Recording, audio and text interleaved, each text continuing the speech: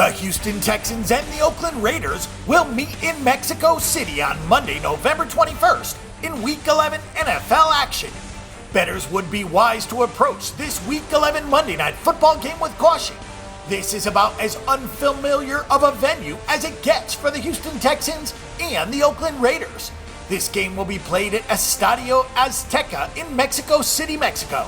Many people are not aware of this, but Mexico City sits at 7,382 feet above sea level, which is higher than even the Denver Broncos Stadium in Colorado.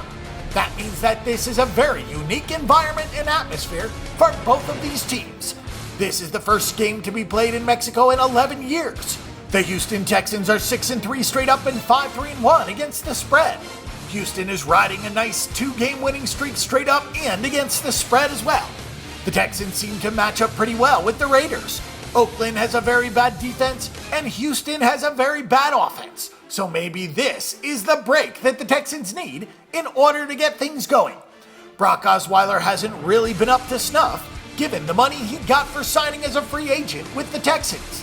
He's completed less than 59% of his passes for just over 187 yards per game with an 11-9 touchdown interception ratio. Only the Jets and the 49ers have a lower completion percentage as a team than the Texans. Lamar Miller has been a strong pickup, however, and he's rushed for 4.3 yards per carry on 168 tries. The Texans only have 3 runs of 20-plus yards, and they all belong to Miller.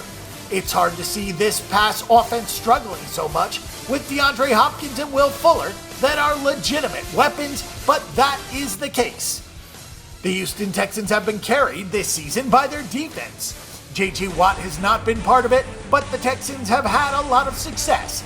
They've limited big plays against and are tied for 6th in yards per play against at just 5.1. The Texans are also in the top 10 in yards per catch, which is definitely an important thing for them without the same caliber of pass rush.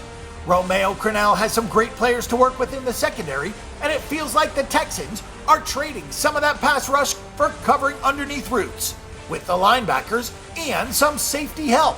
Considering the Texans are 26th in defensive starting field position, the fact that they've only allowed 1.68 points per drive is quite good. The Oakland Raiders are now 7-2 straight up and 6-3 against the spread and coming out of their bye week. Teams coming out of the bye week have had problems so far this season in the NFL. The Oakland Raiders have scored on just about everybody. The Raiders have a prolific offense, and it is significantly more balanced than people realize. Everybody wants to focus on Derek Carr, which is understandable since he is having a phenomenal season. Carr has completed 66% of his throws with a 17-3 touchdown interception ratio. He's only been sacked 11 times, and Oakland's offensive line is one of the best in the NFL and the best in the AFC. Amari Cooper and Michael Crabtree are both having big seasons. Latavius Murray has rushed for 4.4 yards per carry, and the Raiders have rushed for 4.8 yards per carry as a team. The Raiders have only turned the ball over 6 times the entire season. With 15 takeaways, the Raiders are +9 in turnover margin this season, and that's the way to post a good record and have success.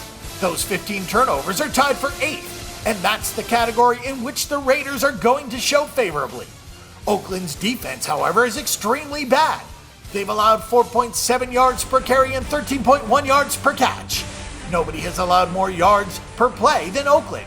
The teams following them are the Browns, Colts, Saints, Steelers, 49ers, and Buccaneers, all of whom have records under 500. We've seen teams like the Broncos carried to the Super Bowl by a great defense and a bad offense. Maybe the Raiders are the team that will buck that trend by being a great offense and a bad defense. The Oakland Raiders are in a pretty good situation here. They are facing an offense that will have a hard time exploiting their bad defense, and they are coming off their bye week.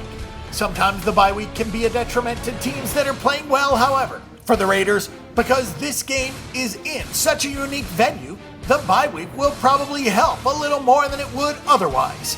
The Texans do bring one of the better defenses that the Raiders have seen this season, but Houston still needs to score points of its own.